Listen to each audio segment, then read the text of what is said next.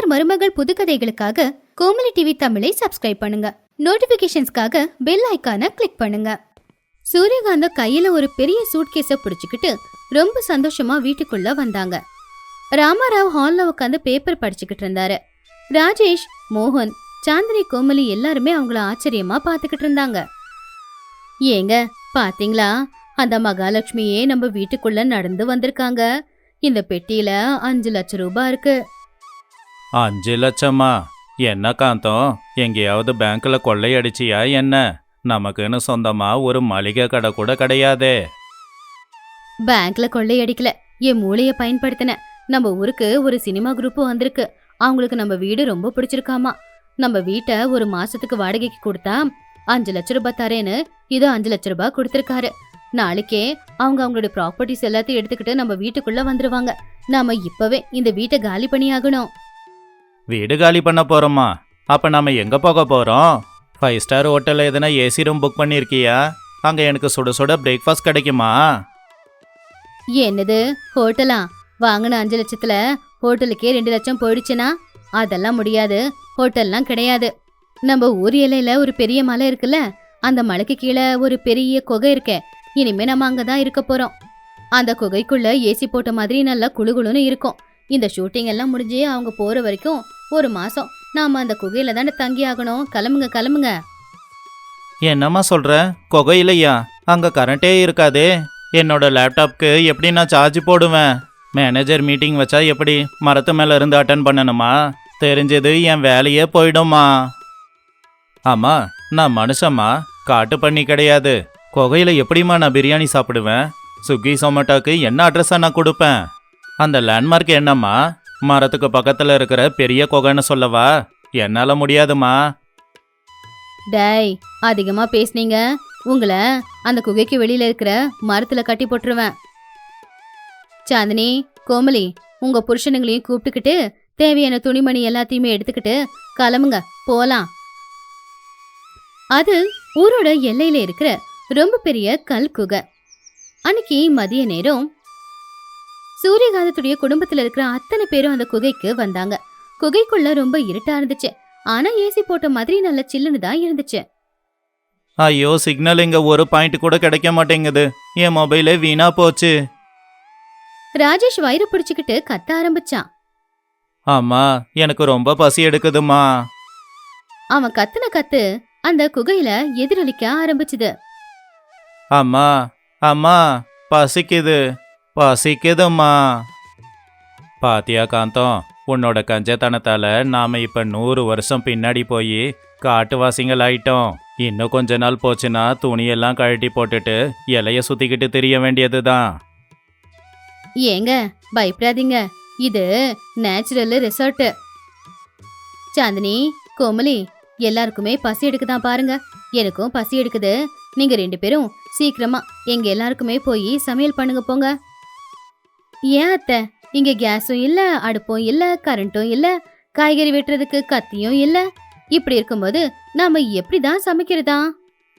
அக்கா, நீ ஒன்னும் கவலைப்படாத. நான் யூடியூப்ல காட்டுல தனியா மாட்டிக்கிட்டா எப்படி வாழ்றது அப்படிங்கிற வீடியோ நிறைய பாத்திருக்கேன். வா, என்கிட்ட சமைக்கிறதுக்கும் ஒரு ஐடியா இருக்கு அப்படின்னு சொல்லி சாந்தினி, கோமலி 2 பேரும் காட்டுக்கு போய் அங்க கிடைக்கிற காய்கறி பழம் எல்லாத்தையும் பறிச்சுக்கிட்டு வந்தாங்க. கோமலி காட்டுக்கு போய் காஞ்ச புல்ல கொண்டு வந்தா. 2 கல்லை எடுத்து ஒன்னோட ஒண்ணு உரசி அந்த புல்லுக்கு நெருப்பு பத்த வைக்கிற மாதிரி பண்ணா. கொஞ்ச நேரத்துல நெருப்பும் பத்திக்கிச்சு. அத பார்த்து ராஜேஷும் மோகன் 2 பேருமே ஆச்சரியப்பட்டாங்க. அடடா, எவ்வளோ சீக்கிரம் என் பொண்டாட்டி நெருப்ப பத்த வச்சிட்டா பாத்தியாண்ண? என் பொண்டாட்டி ரொம்ப டேலண்டடு இல்லைண்ணா? இன்னொரு பக்கம் சாந்தினி சமைக்க ஆரம்பிச்சா. காய்கறி எல்லாம் வெட்டுறதுக்கு அவங்க கிட்ட கத்தி எதுவுமே இல்ல. அதனால பெரிய கல்லு மேல சின்ன கல்லை வச்சு எல்லாத்தையுமே இடிச்சு நசுக்கி ஒன்னோட ஒண்ணு கலந்து அதுக்கு தேவையான உப்பு காரத்தையும் போட்டு ஒரு வாழை இலையில பொட்டலம் பொட்டலமா அவங்க கட்டி வச்சாங்க.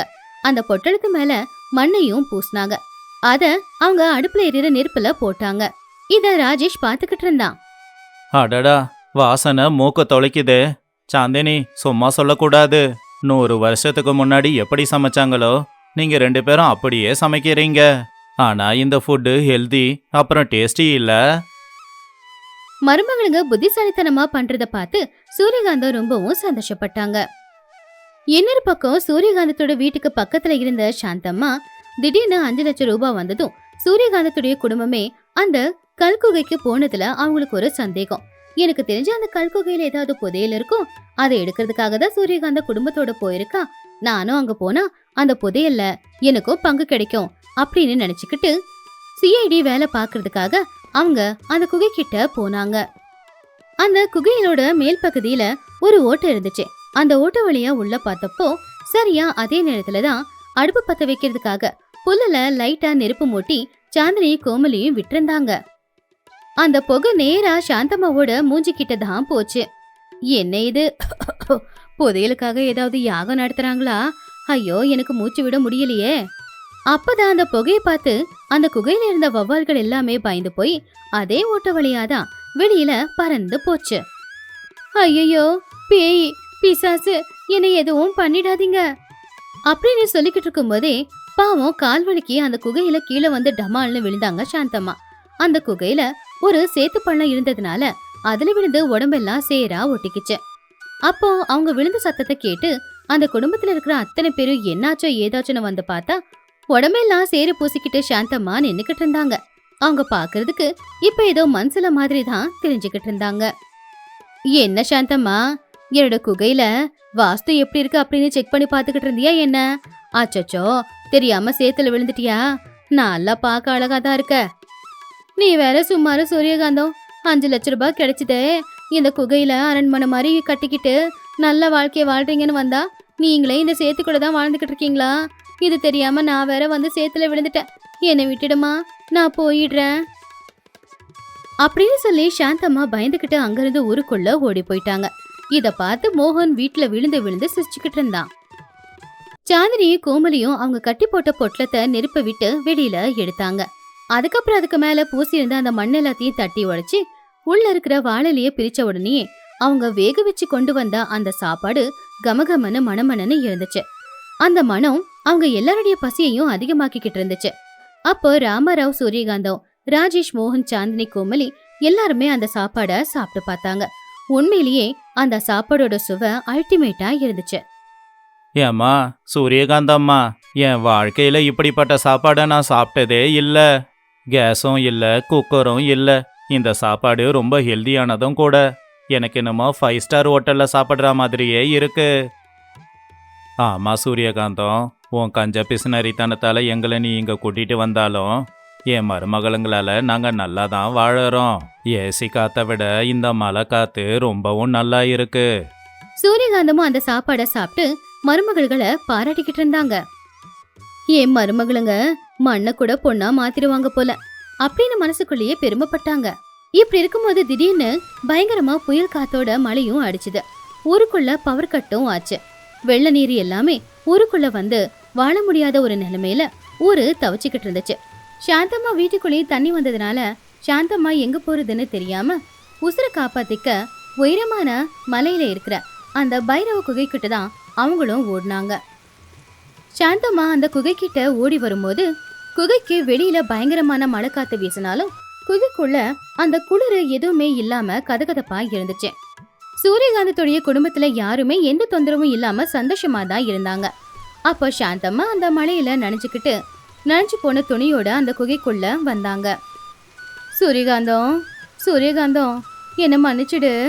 அன்னைக்கு உன் குகைக்கு வந்தப்போ இது என்ன குகையா, சேத்துலயே வாழ்ந்துகிட்டு இருக்கீங்கன்னு நான் உன்னை கிண்டல் பண்ணது அந்த இயற்கைக்கு பிடிக்கல போல. அதான் காத்து மழை அடிச்சு என் வீட்டுக்குள்ளெல்லாம் தண்ணி. என் உசுரை காப்பாத்திக்க நான் இப்போ உன்னை தேடி இந்த குகைக்கு தான் வந்திருக்கேன். என் உசுரை தயவு செஞ்சு காப்பாத்து. சாந்தம்மா அப்படி கத்துன சத்தம் கேட்டு எல்லாருமே வெளியில வந்தாங்க. வா சாந்தம்மா, என்ன இப்படி நனைஞ்சு போய் வந்திருக்க? நான் மாத்து துணி கொடுக்கறேன், மாத்திக்கோ. முதல்ல வந்து நெருப்புக்கிட்ட உக்காரு. கோமலி சூடா அப்பதான் வச்ச ரசத்தை சாந்தம்மாவுக்கு குடிக்கிறதுக்காக கொடுத்தா. அதுக்கப்புறமா சாந்தினி அவ சமைச்ச அந்த சாப்பாட சாந்தம்மாவுக்கு சாப்பிட கொடுத்தா.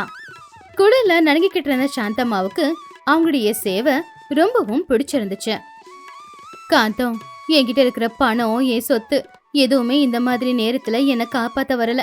ஆனா நீங்க இந்த சின்ன குகையில வாழ்ந்துகிட்டு இருக்கீங்க. இயற்கையோட நெருக்கமா வாழ்ந்துகிட்டு இருக்கிற நீங்க தான் இன்னைக்கு என்னோட உசுரை காப்பாத்துனீங்க. இந்த இயற்கையிலேயே ஒற்றுமையா சந்தோஷமா வாழ்ந்துகிட்டு இருக்கீங்கல்ல, உங்களை பார்த்தா உண்மையிலேயே எனக்கு ரொம்ப சந்தோஷமா இருக்கு.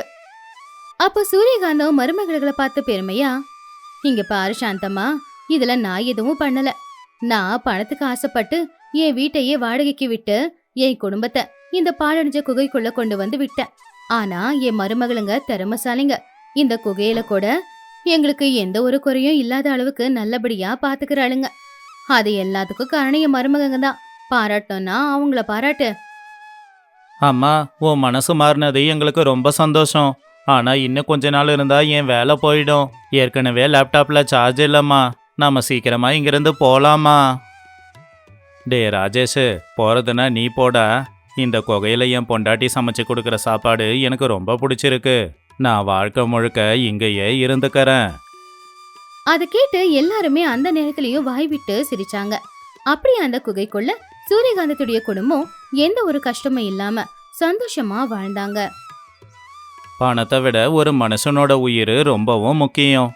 நமக்கு கொஞ்சமா அறிவு இருந்தா கூட போதும். வாழ்க்கையில வர்ற பிரச்சனைகளை நாம ஈஸியாவே சால்வ் பண்ணிக்கலாம். இது இன்னைக்கான கதை. இன்னொரு நல்ல கதையோட உங்க எல்லாரையும் சந்திக்கிறேன். நன்றி, வணக்கம்.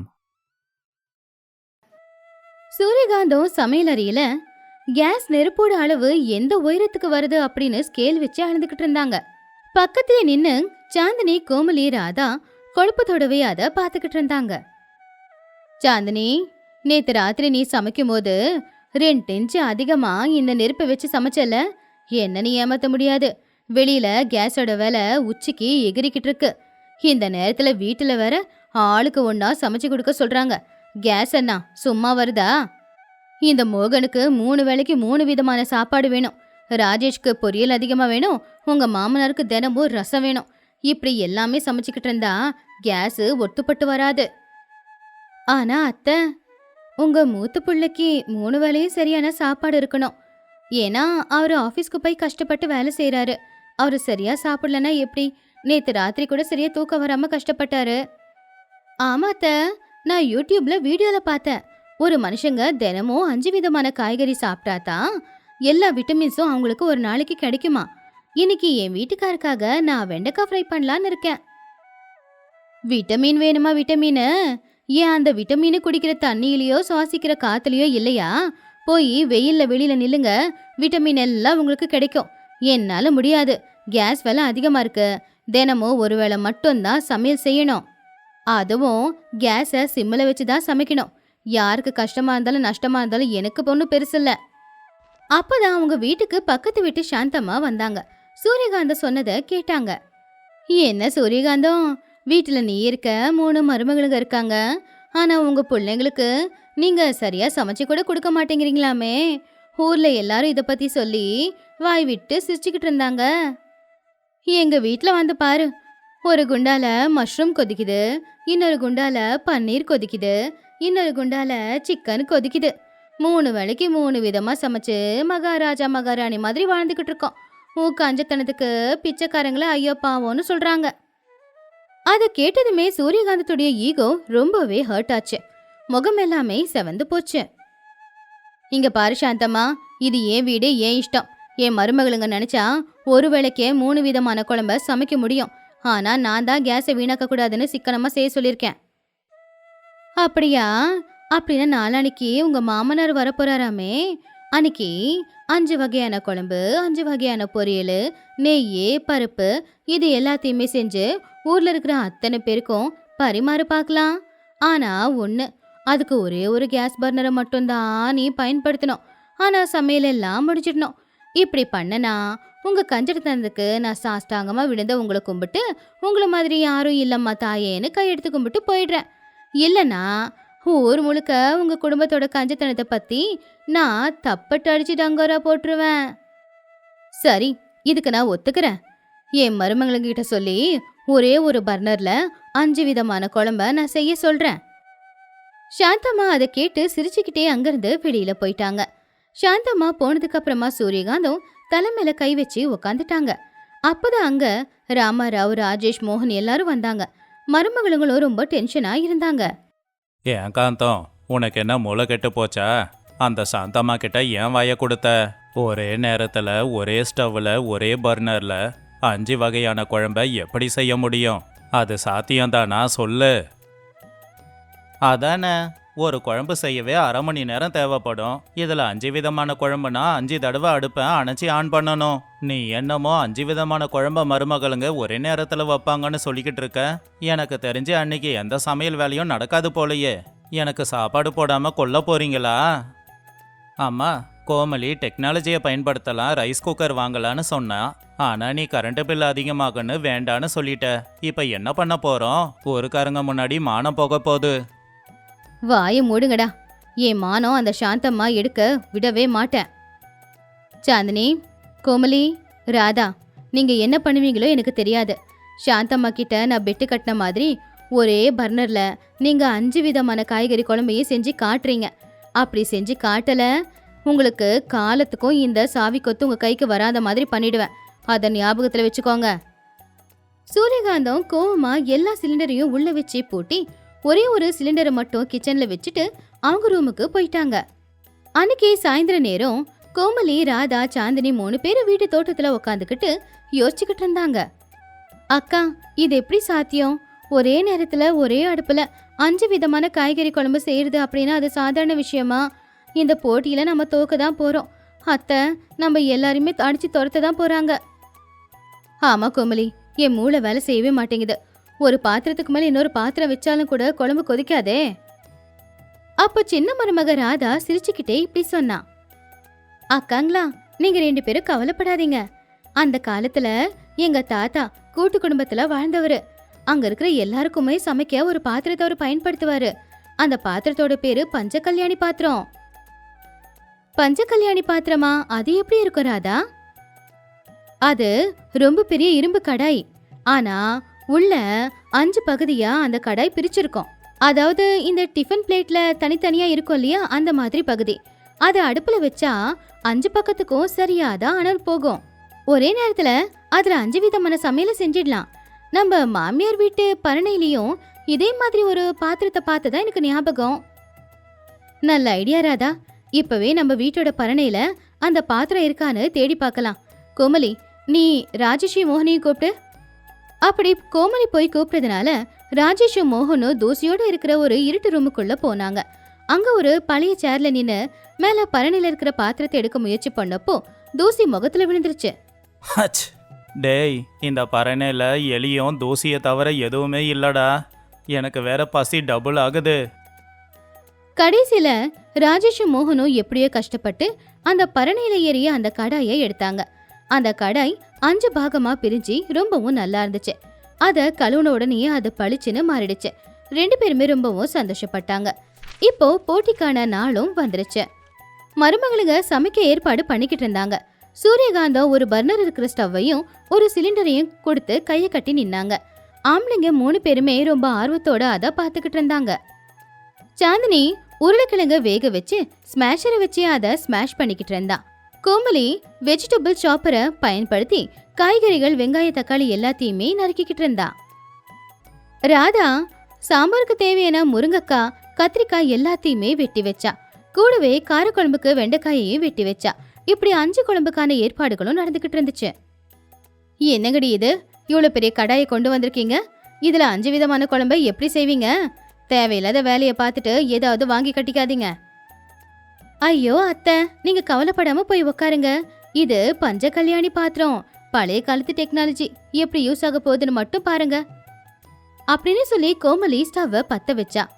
சாந்தினியும் ராதாவும் சேர்ந்து அந்த பெரிய பஞ்ச கல்யாணி பாத்திரத்தை கொண்டு வந்து அடுப்புல வச்சாங்க. அதுல 5 விதமான குழம்பு செய்ய ஆரம்பிச்சாங்க. முதல் பகுதியில உருளைக்கிழங்கு குழம்பு ரெடி ஆகிக்கிட்டு இருந்துச்சு. ஒரு பக்கம் எண்ணெய் கத்திரிக்காய் குழம்பு கொதிச்சுக்கிட்டு இருந்துச்சு. இன்னொரு பக்கம் முருங்கைக்காய் சாம்பார் கொதிச்சுது. 4வதுல வெண்டைக்காய் ஃப்ரை தயாராச்சு. 5வதுல முருங்கைக்கீரை பொரியல் தயாராச்சு. கடாய் ஒன்னா இருந்தாலும் கீழே எறிகிற நெருப்போட அனல் சமமா 5 பகுதிக்கும் போய்கிட்டு தான் இருந்துச்சு.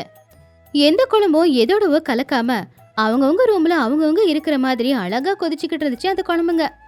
ஆமா, இந்த வாசம் எல்லாத்தையும் பார்க்கும்போது எனக்கு பைத்தியம் பிடிக்கிற மாதிரி இருக்கு. ஒரே நேரத்துல இத்தனை குழம்போட வாசத்தை நான் பார்த்ததே இல்லை. நம்ம வீட்டு மருமகளுங்களை சும்மா எடை போடக்கூடாதுமா. அவங்க 3 பேருமே புத்திசாலிங்க. அண்ணே, இது மேஜிக் மாதிரி தான் இருக்கு. ஒரே பர்னர்ல 5 விதமான குழம்பு கொதிக்குது அப்படின்னா இது நிச்சயம் மேஜிக் தானே. சூரியகாந்தமும் இதை ஆச்சரியமா தான் பார்த்துக்கிட்டு இருந்தாங்க. ஒரே நேரத்துல 5 விதமான குழம்பு நடந்துகிட்டு இருந்துச்சு. கேஸ் பாதியா குறையுது அப்படிங்கிற சந்தோஷம் ஒரு பக்கம், மருமகளோட புத்திசாலித்தனத்தை பார்த்து பெருமை இன்னொரு பக்கம். சாந்தம்மா ஜன்னல் வழியா வர அந்த 5 விதமான குழம்போட மனத்தை பார்த்து ரொம்பவும் பொறாமப்பட்டுக்கிட்டு இருந்தாங்க. இது எப்படி சாத்தியம்? ஒரே நேரத்துல 5 விதமான குழம்போட வாசம் வந்துகிட்டு இருக்கு. நான் ஊரெல்லாம் வேற போய் சொல்லிட்டேனே.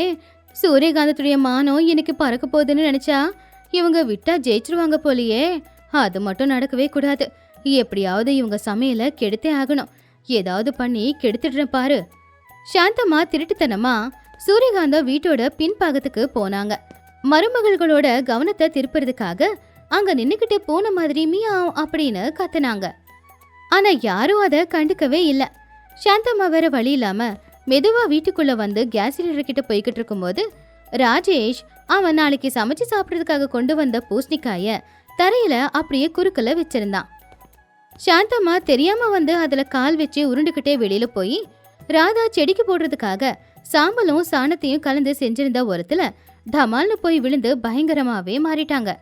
ஐயோ கடவுளே, என் இடுப்பு எலும்பு உடஞ்சு போச்சே, நான் செத்து போயிட்டேனா? அந்த சத்தத்தை கேட்டு மருமகளுங்க சூரியகாந்தம் எல்லாரும் வெளியில வந்தாங்க. அங்க பயங்கரமா இருக்கிற சாந்தம்மாவை பார்த்து எல்லாருமே சிரிச்சாங்க.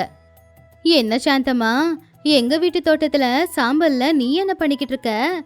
என் மருமகளோட திறமைய பாத்தியா? ஒரே நேரத்துல 5 குழம்பு சமைக்க முடியாதுன்னு சொன்னேன். ஆனா என் மருமகளுங்க ஒரே சிலிண்டர் ஒரே ஸ்டவ்வை வச்சுக்கிட்டு 5 வகையான குழம்ப செஞ்சுக்கிட்டு இருக்காங்க. விட்டா உன்னையும் அந்த கடையில போட்டு பொரிச்சு எடுத்துருவாங்க அவங்க. சாந்தம்மா வெக்கப்பட்டு தலைகுனிஞ்சு அங்கிருந்து ஓடியே போயிட்டாங்க. ராஜேஷும் மோகனும் அதை பார்த்து டான்ஸ் ஆடிக்கிட்டு இருந்தாங்க. ஊர்ல இருக்கிற எல்லாருக்குமே 3 மருமகளும் சாப்பாடு பரிமாறிக்கிட்டு இருந்தாங்க. 3 பேரா சேர்ந்து அந்த கடையில இருக்கிற 5 வகையான குழம்பையும் தட்டுல பரிமாறினாங்க. இன்னொரு பக்கம் மோகன் அவனுடைய தட்டுல இருக்கிற 5 வகையான குழம்பு பொரியலை பார்த்து கண்ணுல ஆனந்த கண்ணீரோட முன்னாடி வந்து நின்னான். அம்மா, இந்த நாளை என் வாழ்க்கை சரித்திரத்துல குறிச்சு வைக்க போறேம்மா. ஒரே நேரத்துல 5 விதமான குழம்ப ஊத்தி சாப்பிட்டுக்கிட்டு இருக்கேன். ரொம்ப சந்தோஷமா இருக்குமா. சாந்தினி, உன் சமையல் ரொம்ப சூப்பரா இருக்கு. சூரியகாந்த் அம்மா, உங்க குடும்பத்துல எல்லாருமே புத்திசாலிங்க. அதுவும் உங்க மருமகளுங்களை சொல்லவே வேணாம். ஒரே ஒரு சிலிண்டரை வச்சு ஒரே ஒரு அடுப்பை வச்சு அதுலயும் 5 குழம்ப செய்யறது சாதாரண விஷயம் இல்ல. உங்க குடும்பம் எப்பவுமே இதே மாதிரி கலகலப்பா இருக்கணும். சூரியகாந்தம் பெருமையா அவங்க 3 மருமகள்களையும் பார்த்தாங்க. எல்லாரும் சாப்பிட்டு போனதுக்கு அப்புறமா சூரியகாந்தம் வீட்டுக்குள்ள வந்தாங்க. ராமராவ், ராஜேஷ், மோகன் எல்லாருமே இருந்தாங்க. பாத்தியா சூரியகாந்தம், அந்த பஞ்ச கல்யாணி பாத்திரம் இன்னைக்கு ஒரு பாடத்தை கத்து கொடுத்துருக்கு. அதுல 5 பகுதி இருக்கிற மாதிரி தான் நாமளும் இங்க தனித்தனியா இருக்கோம். சமையல் தனித்தனியா இருந்தாலும் கீழே நெருப்பு ஒண்ணுதான். அதுதான் அன்பு. எல்லாரும் ஒற்றுமையா இருந்து ஒருத்தருக்கொருத்தர் அன்பை பரிமாறிக்கிட்டாதான் அந்த குடும்பம் நல்லபடியா இருக்கும். எல்லாருமே ஒரே மாதிரி முன்னேற முடியும். இதுதான் அந்த பஞ்ச கல்யாணி பாத்திரம் நமக்கு கத்து கொடுத்த பாடம். அதை கேட்ட சூரியகாந்தத்துடைய கண்ணுல கண்ணீர் வந்துச்சு. அவங்க அவங்களுடைய கோவத்தையும் கர்வத்தையும் சுத்தமா விட்டுட்டாங்க. ஏங்க, நீங்க சொன்னது உண்மைதான். என் கஞ்சத்தனத்தினால என் மருமகள்களை மட்டும் இல்லாம என்னோட மகன்களையும் நான் ரொம்பவே கொடுமைப்படுத்திருக்கேன். இன்னைக்கு என் மருமகள்கள் 3 பேரை நினைச்சா எனக்கு பெருமையா இருக்குங்க. சாந்தினி, கோமலி, ராதா, உங்களை பார்த்தா பெருமையா இருக்குமா? இந்தாங்க சிலிண்டர் வச்சிருக்கிற ரூமோட சாவி. இனிமே சிலிண்டர் எப்படி பயன்படுத்தணும் எல்லாத்தையும் நீங்களே முடிவு பண்ணிக்கோங்க. நான் எதுலயும் தலையிடல அப்படின்னு சொல்லி இடுப்புல சொருகி இருந்த சாவி கொத்தை எடுத்து சூரியகாந்தம் கீழே வச்சாங்க. மருமகள்கள் 3 பேரும் சந்தோஷப்பட்டாங்க. அத்தை, இந்த சாவி கொத்து உங்ககிட்டே இருக்கட்டும். நீங்க சொல்ற வழியிலேயே நாங்களும் நடந்து வரோம். ஆனா நாளையில இருந்து 5 குழம்பு சமைக்க தான் போறோம். வாவ், தினமும் 5 விதமான சமையலா? இனிமே என் வயிற்றுக்கு பண்டிகை தான். இனி நம்ம வீடு 5 ஸ்டார் ஹோட்டலா மாறப்போகுது. அதை கேட்டு எல்லாருமே சந்தோஷமா சிரிச்சுக்கிட்டு இருந்தாங்க. குடும்பத்துல எல்லாருக்குள்ளேயும் அன்பு, பாசம், ஒற்றுமை இருந்துச்சுன்னா என்ன பிரச்சனை வந்தாலும் சரி அது எல்லாருமா சேர்ந்து சரி பண்ணிடலாம். ஆனா ஒருத்தங்களுக்கு ஒருத்தங்க சப்போர்ட் பண்ணலனா பிரச்சனை இன்னும் அதிகமாகும். இது இன்னைக்கான கதை. இன்னொரு நல்ல கதையோட உங்க எல்லாரையும் சந்திக்கிற வரைக்கும் நன்றி, வணக்கம்.